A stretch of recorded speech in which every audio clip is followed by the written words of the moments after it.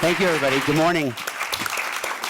I'm not going to rat out exactly who, but one of our panelists on the way out asked me where the fog machine was for the WWE style entry. Thank you all for being with us. As Margaret mentioned, we have been around the country in a number of different cities over the last year or so with the support of the MacArthur Foundation, looking at how they are exploring issues relating to the criminal justice system. And one of the things that I think we have learned is that a challenge in this is even defining what we are trying to achieve. And there are very different definitions of what reform means. So I'd like to start by asking my panelists, what does a successful criminal justice system look like to you? What are the metrics by which we should measure whether we are creating a system that is more equitable, more just, and more effective at keeping people safe? Joel, can I start with you? Sure, and as I think we spoke about a little bit before, I think one of the most meaningful metrics would be if most of the people on the stage were out of a job. If we had less police officers, less judges, less public defenders, less prosecutors. I think a more practical metric of success, which we're not seeing, Ron, is trend lines down. We're seeing the opposite. We're seeing more and more people of color incarcerated. We're seeing more and more felony filings. We're seeing more and more people in prison. We're seeing the United States persevere as the prison capital of the planet. So I think if we just start by trying to get the trend lines to go down instead of go up, then we'll at least have some idea that we're on the right path to success. Amelia. Well, I think that the MacArthur Foundation's challenge is aptly named safety and justice because those are the two key metrics that we need to always be moving toward. And I just want to give an example of something that we observed at the beginning of the challenge when we began about a year and a half, 2 years ago. 2 cases in the same week. One man was arrested after law enforcement officers went to his home, knocked and announced, and he responded by firing his weapon at them. Fortunately, none of them was killed. They had bulletproof vests, et cetera. He was taken to the jail. A very wealthy man was able to post the high bond that was imposed upon him, and he was released. That same week, I went and observed our misdemeanor mental health court, which is a wonderful court. And there was a woman who was brought in her orange jumpsuit from the jail. She had been in custody for 45 days, pre-trial. She had been picked up on a warrant that was 2 years old for her failure to appear for her previous case. That underlying case from 2 years before was that she had stolen a candy bar. So the system is exactly backwards, where we had somebody who posed a dangerous, violent risk to the public safety of this community was out of custody while he was awaiting trial, and a woman with a mental illness who really needed treatment, which is what the plea was get her into treatment, was in custody. And what we're trying to do is to reverse that so that the right people, those who pose public safety risk, are in custody, but those who have mental illness, substance use disorders, and other medical problems are released from custody and given therapeutic interventions. Judge. Thanks, Ron. From the judicial perspective, I think the key component here is to move from anecdotal, historical, behavioral practices when these cases intersect with our judges and moving in toward an evidence-based practices model. We are in the process of working on that type of a model, and with the help of the MacArthur Foundation and other things that are going on, not just at the local level, but also at the state level through the Chief Justice's Task Force on Fair Justice for All. So it is at the forefront of our existence, and we're working hard to make sure that that's what we're doing as a culture. Manny, what does a successful system look like to you? How should it be measured? Well, first and foremost, I agree that therapy is key. You know, people just don't decide one day, they don't wake up one day and decide that they're going to be a criminal. Things happen. So I think therapy needs to take place, but I also think that our punishment system really needs to be looked at. It's not what society thinks it is. It's not what you see in the movies. It's really, really different, and I'm thankful for the opportunity to give you a glimpse of what that's like. Yeah, we'll talk more about that in a minute. You have to pay a lot of the bills for this, so how does, you have to sign the checks. How does what does success, what does reform look like? What does it mean to you? Two things, really. One is better outcomes from those that are either involved in the system or entwined in the system. And then I think reducing cost overall. We spend this last year in our criminal justice system local taxpayers' monies of about $284 million. That's $46 million more than it was 10 years ago. And that's money that can't be spent on job training, education, treatment, all the things that are necessary to try and intercept these folks who get involved in this system. And just to give perspective, that $284 million would be what share of the total budget? Unfortunately, it's about 60% of what we call our general fund. And so Wow. when people talk about benefits from public local governments, they talk about, no potholes in the roads, better parks, bicycle paths, those type of things. Criminal justice expenditures, at 60%, it's really hard to measure the outcomes, and most taxpayers don't even understand how much money is being invested in that system. The cost is one reason why the county is participating in this effort with MacArthur, who is to be clear, our sponsor here today, to reduce the average daily population in the jail. When you started in 2014, you had a daily average of 2,136 people in the jail.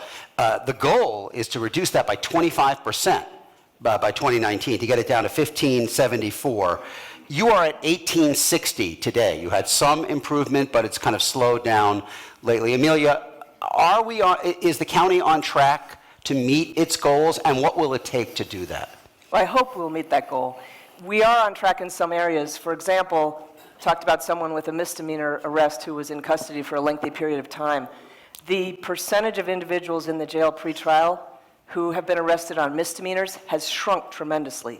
So what we have today, predominantly in our jail, is those who are accused of felony crimes, more serious crimes. But certainly more progress needs to be done. I think the pretrial services changes that we've made with screening and assessment has prompted more judges to release those who are non-dangerous and non-violent into the community with supervision and therapeutic interventions, and that's been part of the reason that we've been moving in the right direction. Joel, on track or not to meet the goals, and either way, if so, why? No, we're not. Every year, we file more felony cases than the year before. Every year, we charge more people with drugs than we charge with anything else. In fiscal year 2016, 2017, the Pima County Attorney filed drug charges against 36% of all the people accused of felonies. That's the highest percentage of anybody. The people who go to the Pima County Jail for drugs, a plurality of them, are there for possession of less than 1 gram of narcotic, 1 gram being a sugar packet. Until we fundamentally rethink how we are arresting and prosecuting people and what we are arresting and prosecuting them for, until we fundamentally redefine what a violent crime is, what a drug crime is, what a crime is, then I don't think we are going to see anything but very small improvements with a lot of steps backwards, because we have defined ourselves into a system of mass incarceration. And until we redefine ourselves out of it, I just don't see us achieving the goals we want. And you've made the point, and you've made the point that even improvement may still, even if you improve, you may still end up at a level that is much higher than a generation ago. So in 1968, we imprisoned 100 out of every 100,000 Americans.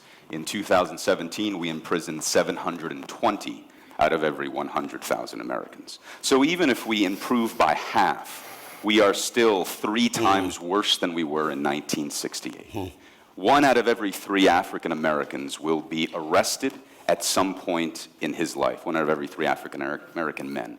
How do we meaningfully swing the pendulum back? Is 1 out of every 4 an improvement? Is 1 out of every 5 an improvement? I mean, if we were talking about Caucasian men, 1 out of every 7 Caucasian men being arrested at some point in their life, there'd be a political upheaval in this country. So we really need to get to the core of things. And until we agree on how to do that, then I think it's going to be difficult to meet those goals. Judge Amelia pointed to one of the areas that I think a lot of communities around the country are grappling with. I believe 80% of the people in your jail are in a pretrial situation, correct? And that's true in many communities. And they are struggling with how do you shift the basis for who stays in and who gets out to risk rather than financial capacity. Where is Pima County in dealing on that continuum of making that shift? What are the obstacles to doing so? Well, we have a very vibrant, excuse me, a very vibrant pretrial services division and have for 4 decades. And, but most recently, even though that group has had a validated risk assessment tool in place, the envy of the country in many ways, we were recently presented with the opportunity to utilize the Arnold Foundation risk assessment tool. And our pretrial services department, headed by Domingo Corona, embraced that as an opportunity to, again, try to focus on the utilization of evidence-based practices as opposed to historical, anecdotal decision-making when somebody comes before you to make that, at that intersection, that decision about should that individual be incarcerated pending trial or not. Chuck, an issue in communities has been if you move toward a risk-based system, a lot of places are kind of like the revenue that the existing system creates, and fines and fees and so forth. To what extent does the desire or the need for the revenue impede reform? It probably is one of the major factors, and what happens is everyone looks at this revenue and fees and fines and says, well, there's a lot of money there.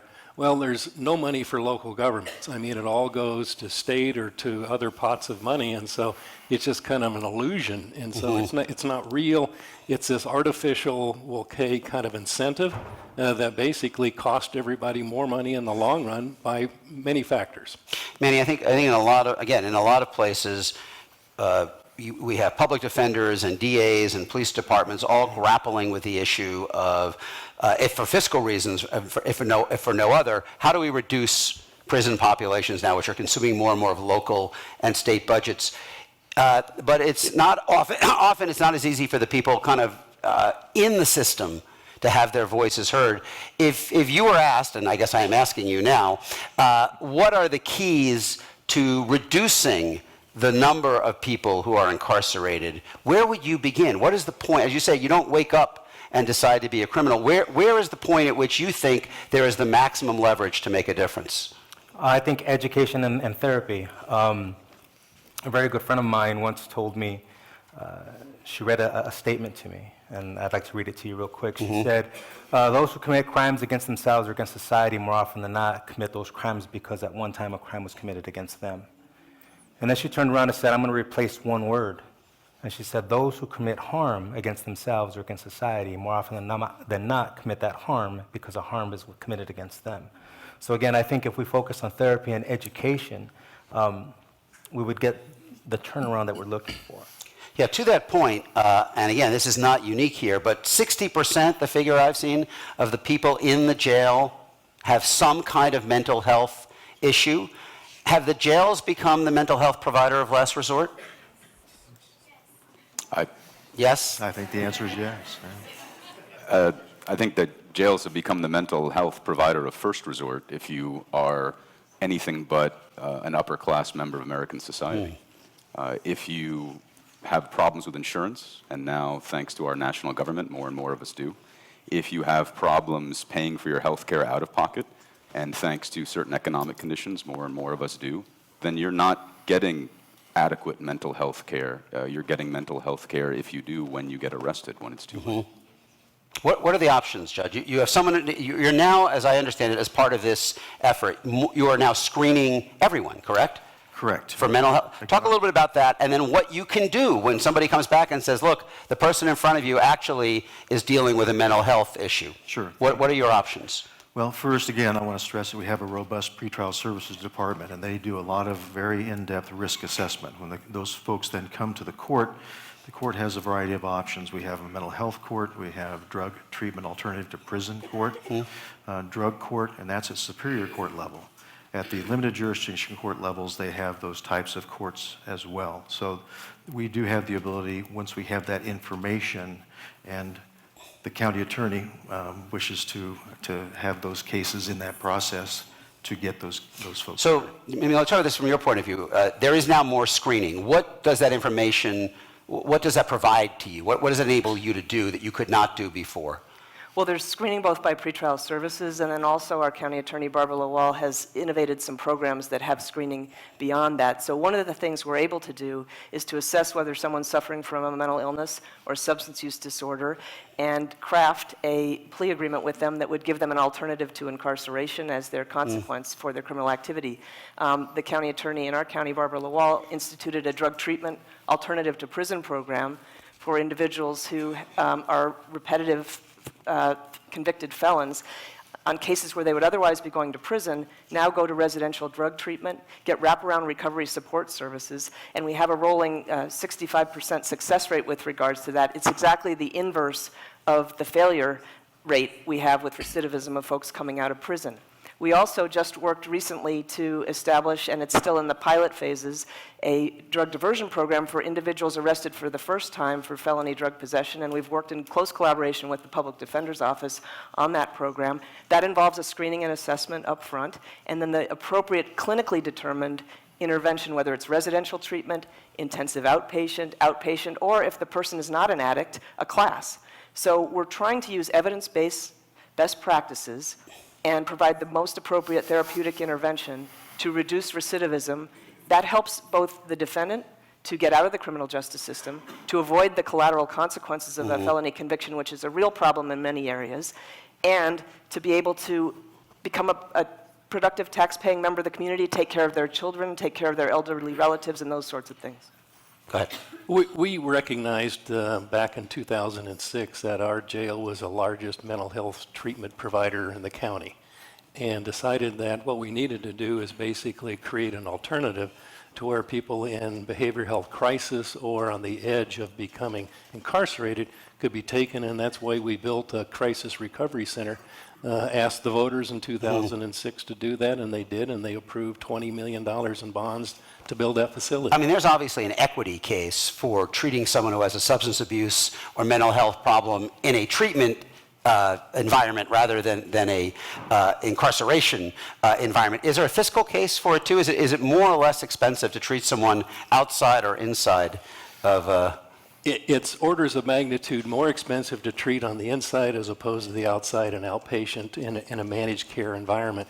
And I think, what we really need to do is make sure that while we provide the physical facilities, is that we need to provide the systems that provide the support to those individuals to keep them in outpatient treatment so that basically they don't degrade and revert back to becoming an inmate in our jail. Manny, Amelia, referred to the high rate of recidivism in Arizona. The American Friends Services Committee report, we're going to hear a little more from that later on one of the panels, had for me, a pretty striking statistic that half of the prisoners in the state system are back within 3 years after being released. You work a lot with formerly incarcerated people. What are the keys to keeping people in a positive direction once they get out? Well, first and foremost, it's the struggle that they face when they're first released. Housing and employment are two major factors that they have to come against when they're first released, and that's very, very difficult. I know many individuals who can't get a job simply because of their record or because they have a record, and they have no choice but to revert to other things to try to make it happen. It's either be cold and be hungry or do what I got to do to survive. So it's really, really hard to try to get that break, which is why I'm very thankful for things like Tucson Second Chance, Pima Reentry. I'm celebrating 9 years of freedom. 9 years ago, this stuff barely thank you. 9 years ago, these things barely got started. They barely got off the ground. And when I got informed about them, I was very thankful. And I kept telling everybody it was bittersweet. It's sweet because I see that you guys are doing all these things now, but it's bitter because where were you when I was released? So I'm very thankful for things like that. But those are two major factors that people face right off the bat. And where can they turn? What's available? Well, there's Tucson Second Chance, which helps formerly incarcerated people find employment. Housing, it's a good friend of mine, Rachel Beatty from the Southwest Fair Housing. I go to her often when I have a client that needs someplace to go. I'm still looking around and still trying to find it. Everybody's doing their own separate things, and we're just trying to work together. We're trying to figure out how we can start working together more. So. Is there a tension between reducing the incarcerated population, whether in local jails, state prisons, federal prisons, and public safety? Are the two in conflict? Is there a risk to public safety in reducing the population? So Amelia, let me start with you. Well, there could be, but the way that we're doing it in Pima County, there's not. And so I think that when we talk about risk, sometimes it's the risk to reoffend, but reoffend in what capacity? So if someone is arrested in the park for trespassing and marijuana is found in his pocket, the risk of him reoffending is not a threat to the public safety of the community. If he doesn't show up for his court hearing, maybe there's another way to get him there than to have him incarcerated for 2 weeks prior to that court hearing. On the other hand, if somebody attempts a homicide or commits a sexual assault, that person may be dangerous, and the best way to isolate them from endangering the community while they await trial, when there's already been a finding of probable cause that they committed that crime by a judge, is to keep them in custody until we can adjudicate that case. I think that's what we're trying to do here in Pima County, and I think that's the right way to go about it. We don't want to just willy-nilly let everybody free, because you'll have sexual assaults, domestic violence, armed robberies, those sorts of things we can't afford in the community. On the other hand, as Mr. Feinman indicated, a number of people who are arrested on felonies or for drug felonies, a number of people arrested for misdemeanors that are nonviolent, non-dangerous, those folks can probably be safely allowed out in the community. One real innovation that we have under this Safety and Justice Challenge is electronic monitoring with remote breathalyzer for individuals with DUI offenses, both pretrial and then post-conviction, who would otherwise be in the jail. They can be safely allowed out in the community on that monitoring, and so they no longer need to be in custody. And so that's the type of thing we're trying to do, is to innovate with technology, with treatment, with monitoring, and those sorts of things to avoid incarceration for anyone who does not pose a public safety risk. Joel, is there attention? Tremendous. The risk to public safety is what we're doing now. 2016, 2017, 1% of felony filings in Pima County were for homicide. 6% were for sex crimes. So we put sex crimes and homicides together, 7% of all felonies, okay? As you said, according to the wonderful work of the American Friends Service Committee, half of all people who are in prison have been in prison before. That's the risk to public safety. And let's try and use a metaphor here. If the Ford Motor Company came out with a new car with a new kind of steering wheel, and they said, this steering wheel is great, it works half the time, that car would never be allowed on the roads. But yet it's okay because it's criminal justice. It's okay because it doesn't work in the context of poor people and colored people. And it's okay because it is a system that we use to fund through fear. It's not okay. And it's not working for our larger community. I mean, it doesn't meaningfully, imprisonment hasn't meaningfully impacted crime rates. Imprisonment hasn't meaningfully impacted drug use. Imprisonment hasn't meaningfully impacted any of the metrics we traditionally use, and yet we keep doing it over and over and over. That's the threat. Judge, one of the things that is striking here is you have a state that has some very harsh or tough, depending on how you want to look at it, sentencing laws.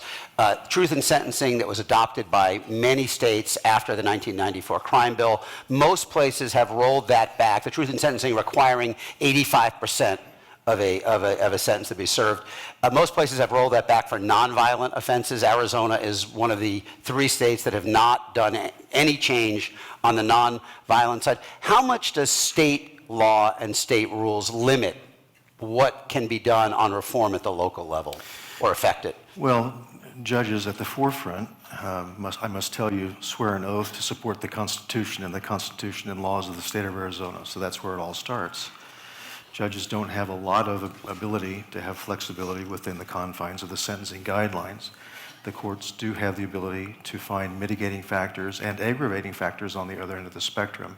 But within that context and those confines, the judge must use those sentencing guidelines. What are the most important things the state could do that would give you, in your mind, more flexibility to create a more equitable system? Well, it starts with a culture change, and I think that's a common denominator for this whole discussion. And how that happens, I don't know. I'm not a politician. But it begins, perhaps, with a grassroots movement, contacting legislators, indicating to those folks enough, and perhaps judges do need more flexibility. Coming here from, obviously not being an expert on local conditions, but coming here from a national perspective, one of the things that is most striking about where we are is that you are on the border at a time when issues about the border are as politicized as they have probably been since James Polk launched the Mexican-American War in 1848, which Abraham Lincoln opposed, which is kind of interesting. All right, so what are the unique challenges, if any, that are created for public safety challenges that are created for this community by being on the border? How does it change your equation? Really, it shouldn't, and it probably doesn't. In fact, I think the border's probably safer than most of the urban areas in any city in the country.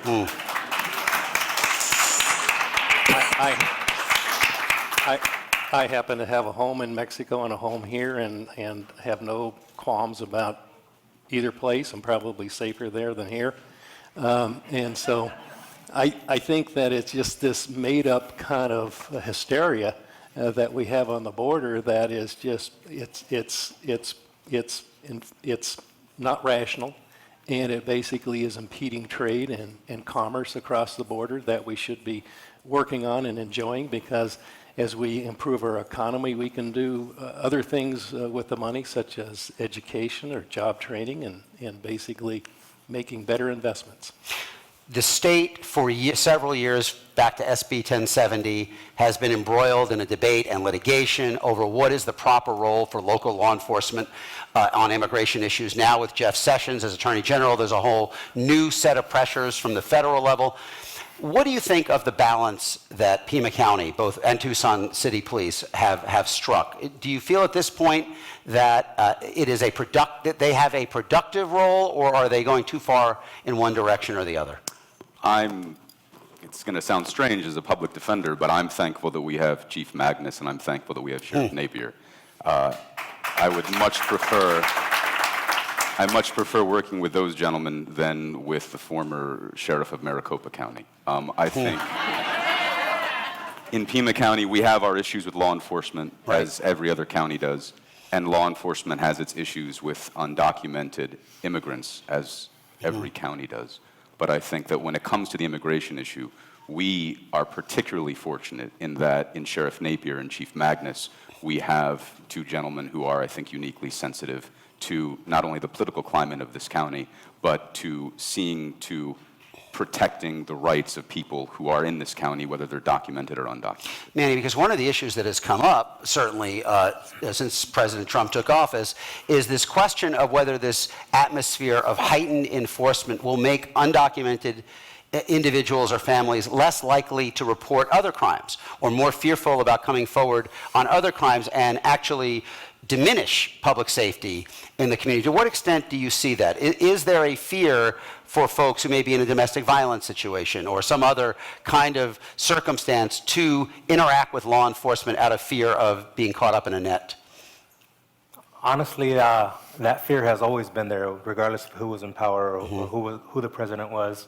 Depends on what neighborhood you go through, or you come up in. There's some neighborhoods you don't call cops. It's just the way it is because of fear. For whatever reason. And no different now? No different now. No. Amelia, what are you seeing on that front? I think Manny's correct. I mean, we see victims of domestic violence, sex trafficking, sexual abuse, although they are entitled to a U visa or a T visa that would allow them to stay in the country if they cooperate with law enforcement and prosecution, we see that sometimes they're very fearful of coming forward. In fact, perpetrators of domestic violence sometimes use the threat of reporting an individual to the Immigration and Customs Enforcement authorities as a vehicle for that power and control, that coercive power and control that repeats the cycle of domestic violence. And I think when we talk about the border, there are two predominant issues that we think about. One is immigration, which has nothing to do with the local criminal justice system, and one is border crimes. And we do see trafficking in heroin and methamphetamine coming across the southern border into the United States, right through this community up the interstates and trafficked out across the country. I think that may be a significant reason why we have more methamphetamine, for example, in this community than in eastern parts of the country or northern parts of the country, as well as heroin and other opioids that we see people suffering from. So I think the immigration laws are an impediment to victims coming forward in crimes. I do see some border-related crimes, particularly in the area of drug trafficking, and that leads to, unfortunately, more addiction in this area. And we're trying to address the demand through therapies and interventions to reduce that demand so that at the same time as we're trying to interdict the supply of those drugs coming across the I border. want to bring in the audience in a minute for their questions, but can I ask each of you, Amelia, Joel, the same question I asked the judge before, which is, what would you like to see from the state? How does state law affect the way you can do your job, and what do you think, what changes at the state level would be most advantageous? Well, I guess from my perspective, criminal justice reinvestment. So the county attorney's office established in 2011 this drug treatment alternative to prison program. And 3 separate cost-benefit studies have shown that it costs less than half the cost of prison. We have saved literally millions of dollars from the State Department of Corrections by providing therapeutic interventions at less than half the cost here in the county. So what we would like to see is some of those millions of dollars that we've saved the Department of Corrections reinvested into further therapeutic interventions right here in Pima County. Joel? I'd like to see a different state legislature.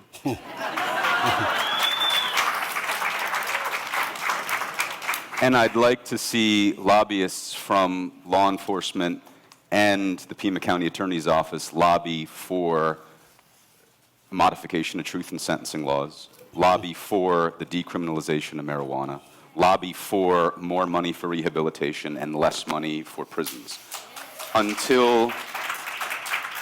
Until the rubber hits the road, so to speak, then our protestations and our insistence upon reform does not mean much. It means a great deal more when those lobbyists sit down and have lunches with those state legislators. You talked about kind of the impact on the local budget, but again, in the same report, which we'll hear a little bit more later, another kind of head-turning statistic, from 2000 to 2017 at the state level, spending on universities is down 26%.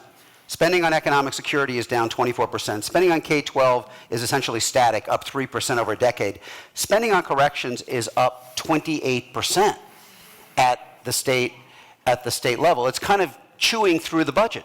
Yeah, it's a substitution factor, and so what you spend on criminal justice, you can't spend on education, and kind of that's where we find ourselves. And I think, you know, the legislature and everybody had the mantra of get tough on crime in the 90s.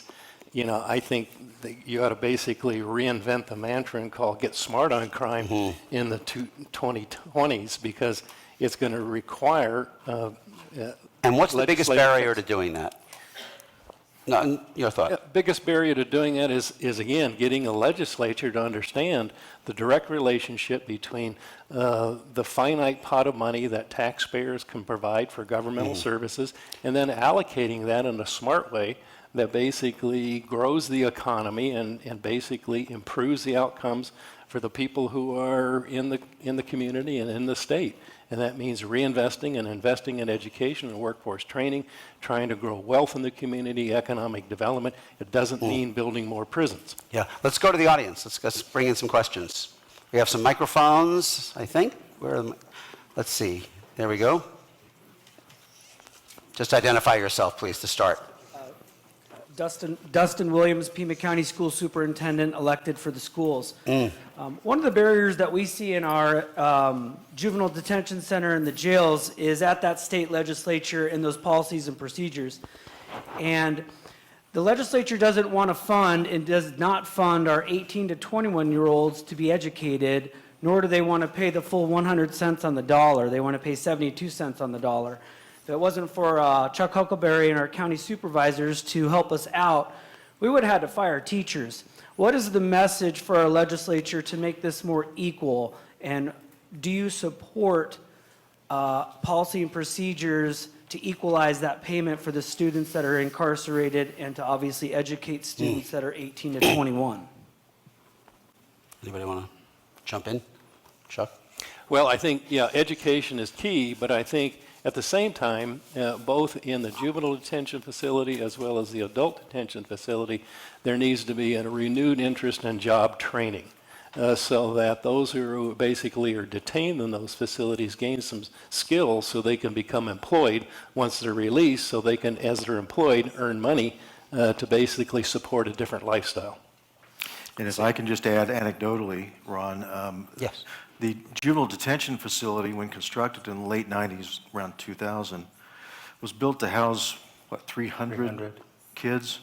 I talked with a juvenile court presiding judge just this morning, and they have 35 kids in that facility. So inroads have been made at that model court. It's been the envy, really, of the juvenile courts across the country in a lot of its programs. Yes, right up in front. Go ahead, just identify yourself. Barbara Lawal, Pima County Attorney. One of the biggest barriers that I see toward creating any of the kind of change that most of you have talked about is the state legislature's insistence on private prisons. And until we end that, we are not going to be able to do anything with regards to lobbying about sentencing, truth in sentencing, or anything else. And it is a financial incentive to them and their friends who run these prisons and the corporations, and we can't even get in to talk to them about it without them shutting the door. Any reaction? I agree with Ms. Lawal. I mean, private prisons are an abomination. I fundamentally disagree with her that that's part of the problem. I don't think the 15% of Arizonans who are in private prisons compared to the 85% of Arizonans who are in public prisons, I don't think that has anything to do with felony filing numbers and the number of charges that Ms. Lawal files against them. And in fact, we're repeatedly told that the felony filing decision has absolutely nothing to do with the sentencing decision that's supposed to be left up to the judge. So whether somebody goes to public prisons or private prisons, what we need to talk about is how people get into the system to begin with. And until we stop funneling people into the system, then we're just, again, nibbling around the edges. Did you want to add? Private prisons, what happens, the state rigs the game. They do the typical cost-benefit analysis and talk about total cost and prisoner housing per day. And what they fail to do is normalize the game, because what happens is in a public setting, you're paying correction officers a retirement plan. In a private setting, you're paying absolutely nothing in retirement. So they rig the game to make the numbers come out and therefore give some incentives to privatize and basically have corporations come in and build prisons to house people for profit. Yes, over there. Hi, my name is Shauna Follis. I am a PhD student at the University of Arizona. And my question is more kind of how politics interact with culture. So in a system that we know mass incarceration doesn't exist in isolation, it exists in a white supremacist system in the USA. Thanks. I think we all know there needs to be a cultural change. Who are we giving our voices to? Why are our panels that are being paid to have a voice on this and being financed, why are they white? Why are the experts in this room all white? And why haven't we discussed this? If we know that white supremacy is a cultural issue leading to race injustice, why aren't we including black experts?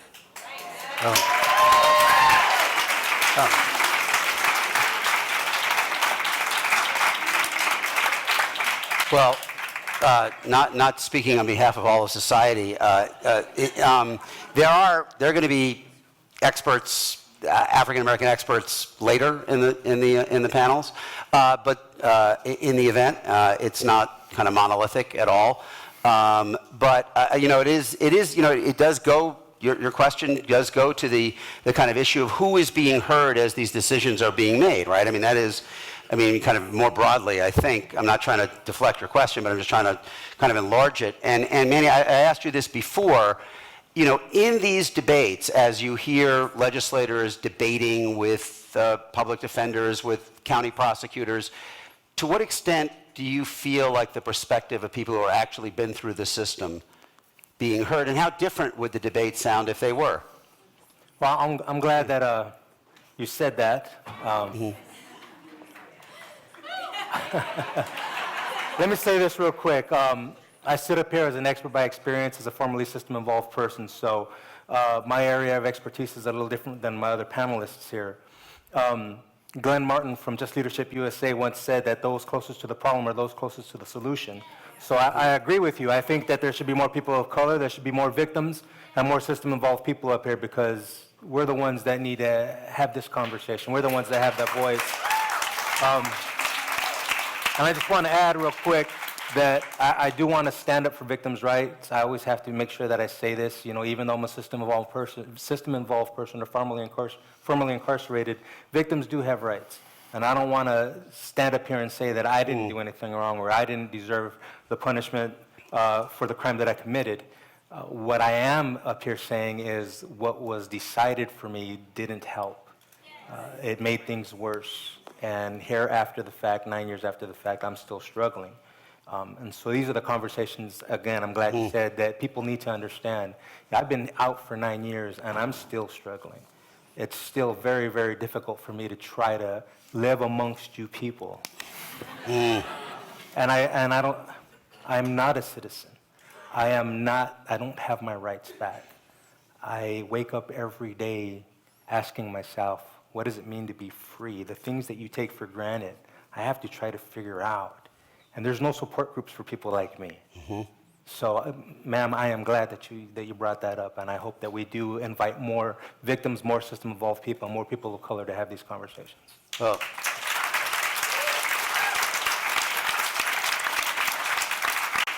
You've given us a very strong kind of final statement on the very real human stakes and consequences of this debate. So with that, will you join me in thanking this panel, and we'll turn you over to the next segment. Thank you. Thank you.